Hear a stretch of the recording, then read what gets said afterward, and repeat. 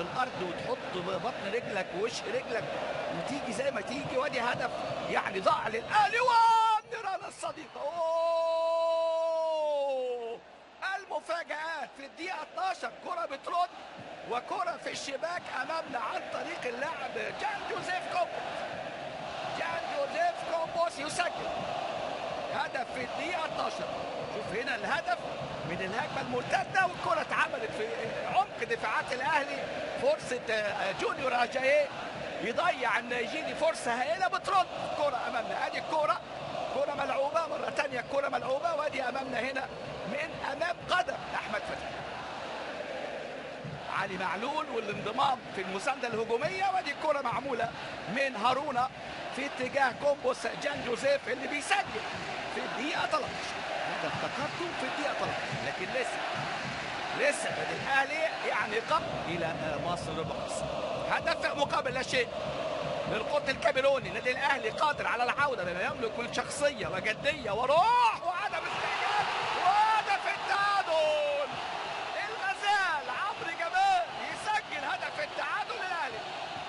عمرو جمال يا ولد يا عمرو يا ولد يا عمرو يا جمال. 5 اهداف في الكونفدراليه وهدفين في دوري الابطال. سجل في اهلي بنغازي وكان سجل في يانج بويز بنغازي 2014 ويانج بويز 2016. وعمرو جمال الغزال اهو النهارده.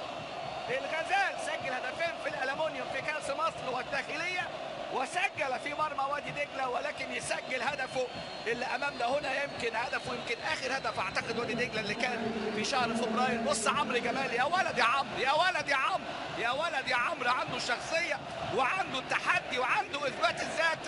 وبالفعل عمرو جمال الغزال ياتي بهدف التعادل للاهلاوي. هدف التعادل للاهلاوي يا ولد يا عمرو.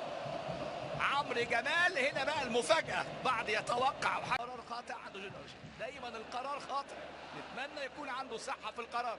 يتمركز كويس بيتحرك كويس. وادي امامنا استلام واحدة حلوة يا ولد يا ولد يا ولد عبد الله يا حبيبي يا عبد الله يا حبيبي يا عبد الله يا ولد يا ولد. لكن مؤمن ثبتها له وعملها على طريقة ركلات الجزاء يضعها عبد الله السعيد. وعبد الله السعيد المرة دي هو ايه مش اللي جاور السعيد اللي جاور مؤمن يسعد لان عبد الله السعيد سجل تقدم للاهلي. هدف روعه روعه روعه من عبد الله السعيد. عبد الله السعيد يضع جماهير الاهلي في هذه اللحظه المنتظره. عبد الله السعيد يخلي جمهور الاهلي سعيد. شعار دائما وابدا معاك يا اهلي والعب يا اهلي وورينا. عبد الله ورانا. ادي بص عبد الله يا ولد. هذه فرصه النهارده تبقى مهرجان. جونيور اجاييه ادي عبد الله لكن مؤمن عاملها حلوه. وادي بقى القرار. ادي القرار يا عيني على الكل. هدف حلو قوي عبد الله السعيد اللي بيستعيد الحقيقه في هذه اللقطه يستعيد قدراته التهديفيه. حارس المرمى النهارده راؤول انجوي. علي معلول نجم الدولي التونسي نجم المتألق الحقيقة واللي كان أحد النجوم في لقاء مصر. راسية يا ولد يا ولد يا ولد.